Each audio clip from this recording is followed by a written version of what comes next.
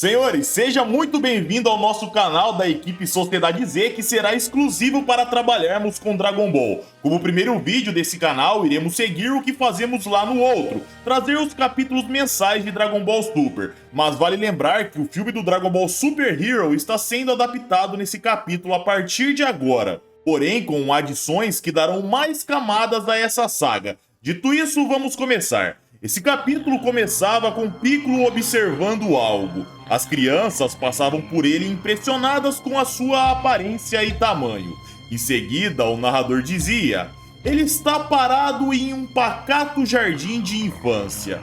Mas quem ele está encarando com esse olhar penetrante? Nos era mostrado as crianças indo até seus pais e ele continuava encarando, até que de repente a Pan saía com a sua professora. Ela reconhecia o Namekuseidin, que dizia que veio buscá-la. Pan perguntava o porquê de seus pais não terem ido e Piccolo explicava: é porque eles são irresponsáveis. Gohan e Videl tinham outras coisas para fazer, preferem focar suas vidas próprias do que buscar a própria filha. A pequena Pan ignorava o mau humor do Namekuseidin e dizia: ah, mas não tem problema, eu tô feliz em te ver, Sr. Piccolo. O Namekuseidin sorria e eles partiam. Piccolo perguntava se ela queria ir para sua casa até pelo menos os seus pais voltarem de seus compromissos. E assim era feito. A cena cortava para a casa dele no meio das montanhas. Lá a pequena Pan treinava. Ela se mostrava animada em limpar a maldade do mundo, assim como o grande Saiyaman. Piccolo questionava que papo era aquele de grande Saiyaman e Pan explicava: esse é o nome de super-herói que o tio Goten e o Trunks usavam. Piccolo descobria aquela informação e dizia que o Gohan também teve esse papo no passado. Ele levava um pouco de água a um balde e dizia: sinceramente, eu não entendo o que passa na cabeça dos Saiyajins. Pan respondia: mas você sabia que por causa disso os dois não estavam estudando e foram proibidos de agirem como super-heróis? A vovó Tite ficou bem brava com eles. Piccolo dava risada e percebia. No final, Tite continuava igual. Enquanto isso, Pan via uma rã, brincava com ela e a garotinha começava a correr atrás do animal. E pulava de uma montanha e Pan pulava atrás. Piccolo tomava um susto, encurtava rapidamente para o penhasco e via Pan se segurando num galho e salvando a rã. Ela se impulsionava para o topo e Piccolo dizia: incrível, você é muito corajosa, Pan.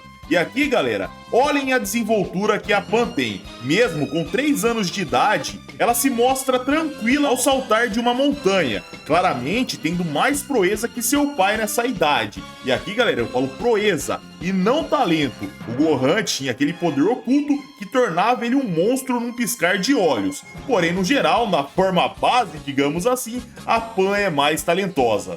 E o que nos confirma isso é a cena sequente onde o Piccolo dizia: então você quer se tornar uma heroína, né? O que acha de eu te treinar? Sua idade é parecida com a do seu pai quando ele começou a treinar comigo. Então tudo bem você aprender um pouco de luta. Mas se prepare, porque irei te transformar numa notável membro do clã dos demônios. E aqui, galera, temos a mesma situação no mangá de Dragon Ball, onde o Piccolo viu o pequeno Gohan e disse que se caso ele sobrevivesse a 6 meses no deserto, ele o treinaria e em seguida o transformaria num membro digno do clã dos demônios. A diferença é que o Gohan precisou passar por esses 6 meses para se mostrar apto. Já a Pan não, mesmo mais jovem, ela vai treinar direto.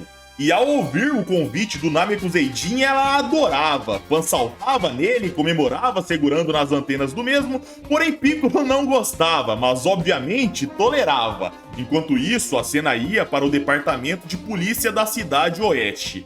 Lá uma mulher dizia: a Red Ribbon é uma organização maligna que uma vez planejou dominar o mundo. Há 30 anos, com a morte do comandante Red Ribbon, acreditava-se que o exército foi completamente destruído. Porém, fomos informados que seu filho, Magenta Ribbon, ele está planejando reconstruir esse exército. Questionavam se esse tal de Magenta era o presidente da farmacêutica Red e a mulher respondia: exatamente, a farmacêutica Red é uma marca que provavelmente financia a reconstrução desse exército.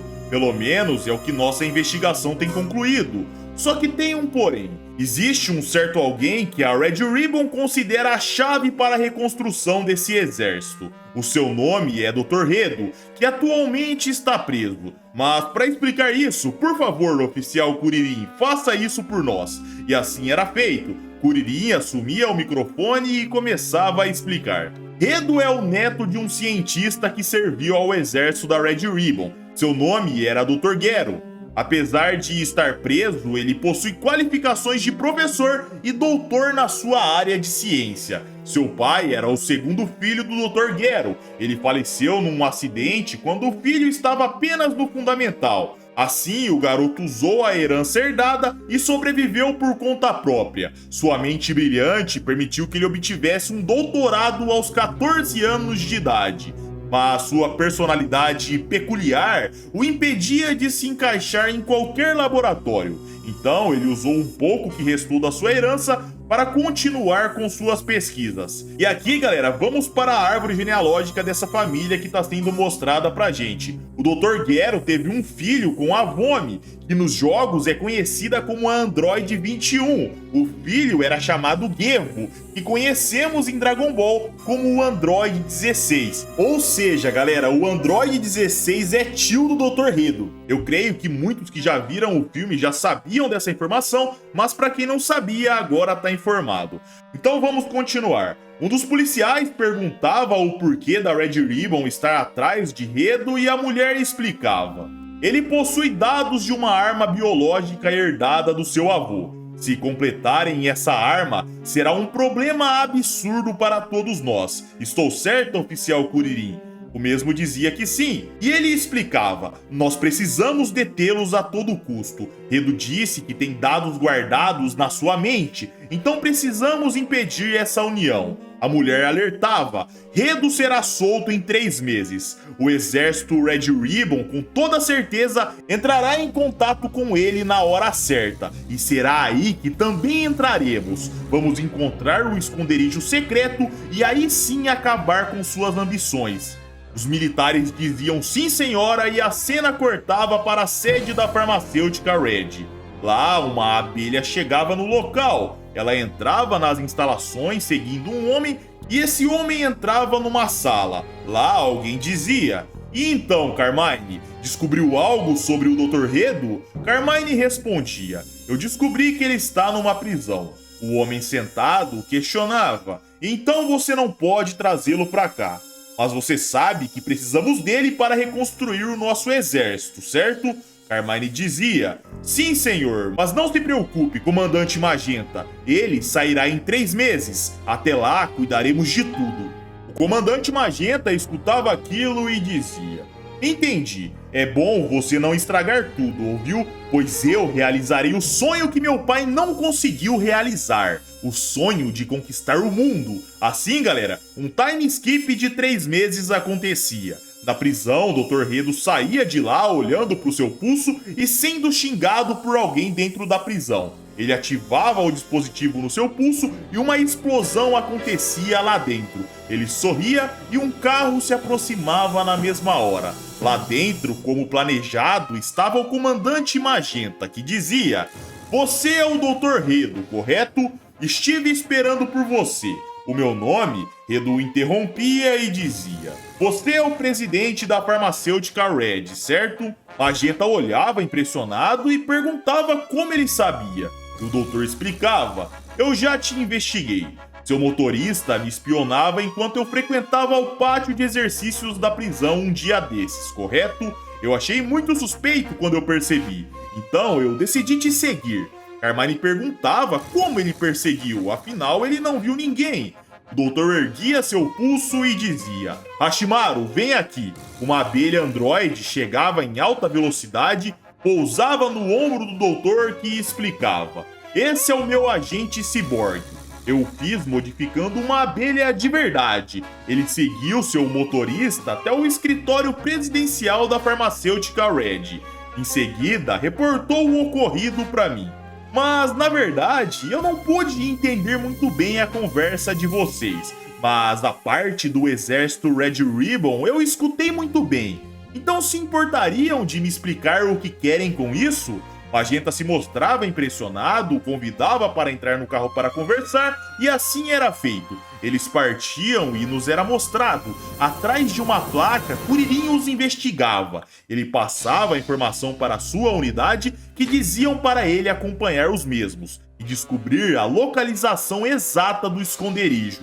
E aqui, galera, só um lembrete. No filme do Super Hero, a unidade da Red Ribbon se encontra num lugar escondido para o mundo de fora, algo parecido com o que acontece em Wakanda na Marvel, e é justamente por isso que eles precisavam descobrir onde fica esse esconderijo. Eu vi alguns fãs perguntando o porquê do Kuririn não ter derrubado o carro, o erguido, o parado, e a resposta é justamente essa. O objetivo é descobrir o esconderijo que fica coberto para o mundo exterior e depois pegar a patrulha vermelha no flagra. E assim, galera, era feito. Kuririn avançava até o carro, se agarrava e lá ele começava a escutar a conversa, onde Magenta dizia: "É uma pena o que aconteceu com o seu avô, Dr. Gero." Edo dizia: "Para ser sincero, eu não me importo. Eu ainda era uma criança na época. Não tenho certeza nem como ele morreu. Por aqui eu nem conhecia o meu avô." Magenta respondia: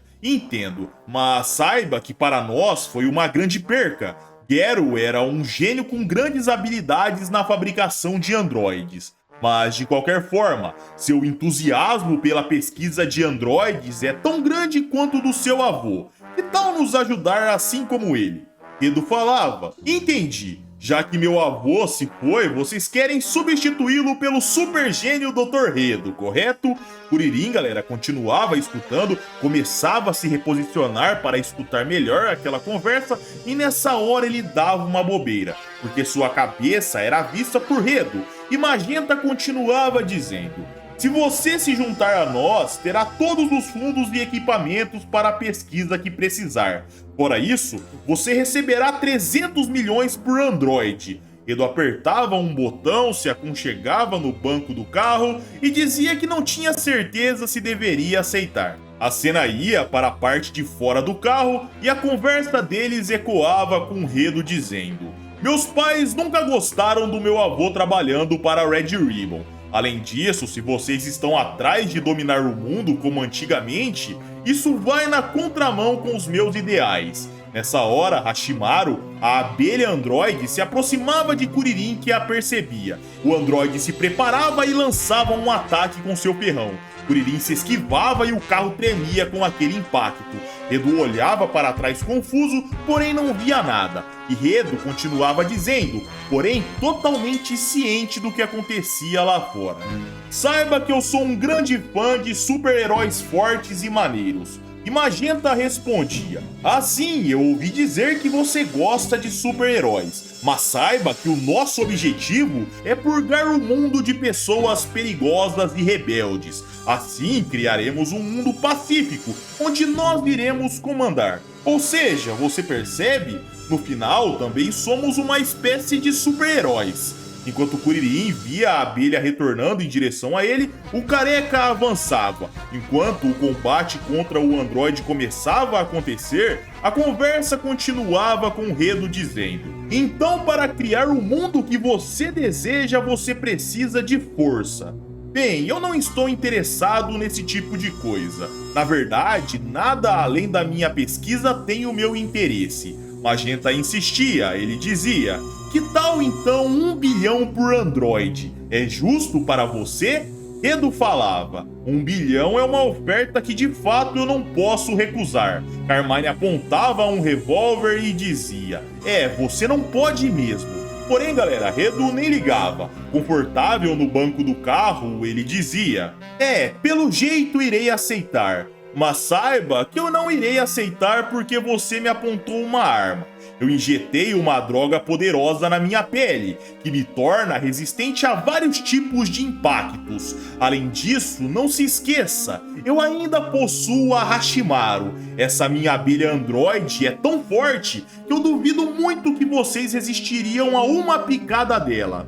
Fora que ela tem o seu ferrão venenoso. Ao escutar, galera, a parte do veneno, Kuririn ficava impressionado. Ele via o androide se aproximando, se esquivava e no meio do movimento do androide ele puxava um revólver e disparava. A Shimaru era jogada para a parte da frente do carro, ela caía no vidro e Carmine se assustava. Com medo, ele virava ao volante sem querer e o carro começava a girar. Enquanto isso, o Redo dizia se equilibrando: a única razão pela qual eu concordo por aderir sua ideia é o orçamento ilimitado que me oferece. Assim construirei os melhores androides da história.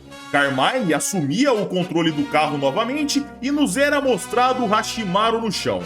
E Magenta mandava Carmine prestar mais atenção no volante. E Redo questionava: vocês da Red Ribbon têm algum grande inimigo? Magenta dizia que sim, era o grupo que derrotou o Android Cell. Redo questionava se era o Mr. Satan e Magenta explicava: não exatamente, Mr. Satan de fato é ligado a eles, mas de acordo com nossa investigação, eles trabalham como uma organização secreta, liderada por Bulma, da Corporação Cápsula. Redo ficava impressionado e dizia que havia sido preso graças ao filho dessa mulher. Magenta falava: é mesmo? Então a nossa conversa será mais breve. Essas pessoas são provavelmente alienígenas. Redo falava: agora que você disse isso, tá fazendo sentido. Eu vi um deles voando. Magenta aproveitava, ele dizia: exatamente, e eles planejam dominar toda a Terra. O senso de justiça de Redo nessa hora era aflorado, e Magenta continuava dizendo: essa organização inclui o terrível Majin Buu e Piccolo Daimao. Nessa hora, galera, Kuririn passava a informação para sua unidade dizendo que era confirmado, eles de fato planejavam colaborar. Só que ao dizer isso, Redo escutava, era o único do carro que escutava, confirmando que seu corpo era anormal. Ele apertava um botão e dizia: agora será a hora dos super-heróis. A cena ia para Hashimaru, que estava desabilitada no chão, porém de repente uma sobrecarga de energia chegava até ela. A cena retornava para o carro, onde Magenta perguntava: mas você pode criar androides que sejam fortes o bastante para derrotar nomes como Majin Buu e Piccolo Daimao? Redo sorria e dizia: que pergunta idiota! A cena ia para a abelha androide, se preparando e disparando numa velocidade colossal. Ela encurtava até o carro em instantes. Quando Kuririn percebia, já era tarde demais. Ele era acertado e jogado na montanha ao lado. Dentro do carro, Redo sorria. Ele colocava sua máscara e dizia: eu fico feliz de saber essas coisas, pois agora tenho um objetivo para criar os androides mais poderosos do universo. Eles comemoravam dentro do carro e Redo falava: aliás, eu já dei um jeito no policial que nos seguia. Magenta ficava impressionado, ele nem tinha percebido que aconteceu algo do tipo. E no chão, fora do combate, Kuririn dizia: chefe Nuts, me desculpa, mas eu perdi eles de vista. A cena cortava para outro time skip depois de 6 meses e lá Pan e Piccolo lutavam. Ela respirava com dificuldade daquele combate e Piccolo provocava. A garota disparava. Quando se aproximava, ela saltava, ia para trás de Piccolo e encurtava chutando. Piccolo olhava e a lançava para longe com a força do seu ki. Pan explodia na montanha ao fundo que tremia e dizia que tinha doído. Piccolo ia até ela preocupado, perguntava se estava bem e Pan dizia que sim. O Namekuseidin dizia que o treinamento havia acabado por hoje e ele ganhava água. O mesmo agradecia, virava sua água e dizia: você está indo bem. Na verdade, está indo melhor que o seu pai. Pan falava: se eu tô melhor, então por que não me ensina a disparar rajadas de ki com as mãos? Igual o Goten e o Trunks faz. Piccolo respondia: eu já falei que você vai aprender quando aperfeiçoar o básico do ki. Você ainda nem consegue voar. Pan dizia que voar era difícil, e Piccolo dizia que sim, era difícil mesmo, mas ela precisava continuar tentando. E aqui, galera, um adendo, a Pan no anime já voava quando era uma bebezinha. Ela levou o Pilaf, a Mai e o Shu quase pra fora do planeta Terra. Porém no mangá, aparentemente, ela não é tão habilidosa assim, ou simplesmente se esqueceu, não lembra de como voar. Mas enfim, diferenças que temos de monte no anime e no mangá. A Pan ia pra frente de Piccolo, começava a se concentrar para tentar voar, e Piccolo dizia: "Não faça força, você precisa focar na sua vontade, só assim poderá controlar o Ki." Pan falava: "Eu sei, só fica quieto, Sr. Piccolo." Ela respirava, o ambiente à volta começava a mudar, como se fosse conseguir, porém Piccolo percebia que não daria certo. Pan desistia e o Namekuseidin falava: "Não precisa ter pressa, você só tem 3 anos de idade, ainda tem todo o tempo do mundo. Além disso, o sangue Saiyajin corre em você, então será fácil quando pegar o jeito." Ao escutar sobre os Saiyajins, Pan questionava: "Senhor Piccolo, é verdade que o papai poderia ser mais forte que o vovô se ele quisesse?" Piccolo falava: "Vovô? Ah, tá falando do Goku. Sim, é verdade. Apesar de que, hoje em dia, eu não tenho certeza se ele conseguiria." Pan colocava sua mochila e continuava dizendo: "Sabe, eu nunca vi o papai lutando." Piccolo falava que era porque isso não era necessário, mas se fosse preciso, Gohan estaria lá para lutar. Ele perguntava se ela queria ser levada e Pan dizia que não. Ela voltaria para casa sozinha. Pan se despedia e partia correndo em alta velocidade. Piccolo via aquilo sorrindo e nos era mostrado ela saltando da montanha, chegando ao fundo, segurando num galho e avançando entre as árvores em alta velocidade. Enquanto cortava a floresta, ela sorria. E senhores, se preparem, porque teremos uma monstrinha na parada eventualmente. A Pan é muito talentosa, só tem 3 anos de idade. A cena ia pro dia seguinte, no período da manhã, lá Piccolo levitava com a parte de cima de uma montanha. Enquanto isso, ele começava a escutar algo vindo da sua casa. Ele olhava, via o telefone tocando lá de longe, ficava irritado e soltava a parte de cima da montanha. Ele voava em direção à sua casa, entrava, pegava o telefone e dizia: "O que foi, Videl?" A esposa de Gohan o cumprimentava e perguntava se ele estava livre no período da tarde. Piccolo dizia: "Todo dia eu tô ocupado treinando, mas o que você quer?" Ele desmaterializava a sua roupa pesada, ia andando até seu trono e Videl falava: "Sabe, Sr. Piccolo, a turma de artes marciais que eu dou aula tem um torneio justo hoje, então eu não poderei buscar a Pan no jardim de infância." Piccolo se sentava e questionava: "E o Gohan?" Videl dizia que ele estava ocupado escrevendo um relatório de uma pesquisa. Ele não saía do quarto há 4 dias. Piccolo dizia que então a buscaria, e Videl a agradecia. Em troca, ela daria um bicho de pelúcia para o mesmo e desligava o telefone. Piccolo olhava para o lado, via um monte de bicho de pelúcia e dizia: "Por que eles ficam me dando essas coisas?" Ele saía para fora da sua casa, começava a pensar, ficava puto do nada e dizia: "Ah, eu vou ter uma conversinha com ele." Ele disparava em alta velocidade e a cena ia para a casa do Gohan. Lá o mesmo mexia no computador e Piccolo já chegava até ele. Ele passava a unha no vidro, Gohan o via, ia até ele e agradecia por ele estar indo pegar a Pan sempre que eles precisavam. Piccolo questionava: "Me dá um tempo, Gohan, o que pensa que está fazendo?" Gohan respondia: "Ah, eu tô escrevendo um artigo sobre insetos. Recentemente, uma formiga foi descoberta numa ilha do sul. Quando ela fica em perigo, ela emite um brilho e se transforma. Não lembra um Super Saiyajin?" Piccolo ficava irritado e falava: "Eu não perguntei sobre isso, eu quero saber por que sua pesquisa é mais importante que buscar sua filha." Gohan falava: "Não é isso, Sr. Piccolo, é porque temos você para nos ajudar, não é?" Piccolo ficava irritado e dizia: "Por que você nem tá treinando de vez em quando? Não sabemos quando outra crise surgirá." Gohan dizia de forma relaxada: "Ah, vamos lá, acha mesmo que esse tipo de coisa pode acontecer novamente?" Fora que, mesmo que aconteça, sempre teremos meu pai e o Sr. Vegeta. Nessa hora, galera, Gohan percebia algo. Era Piccolo jogando uma cotovelada do nada. Porém, Gohan bloqueava e dizia: haha, eu ainda não perdi o jeito. Mas de repente, Piccolo lançava um gancho no seu estômago. O mesmo se abaixava com dor e Piccolo dizia: isso é por ficar negligenciando o seu treinamento. E aqui, galera, vai ter gente comentando que o Gohan estava treinando desde o Torneio do Poder. Ou seja, ele passou o arco do Broly, foi pra saga do Moro e o cara tava treinando, provavelmente no arco do Granola também, que aconteceu recentemente.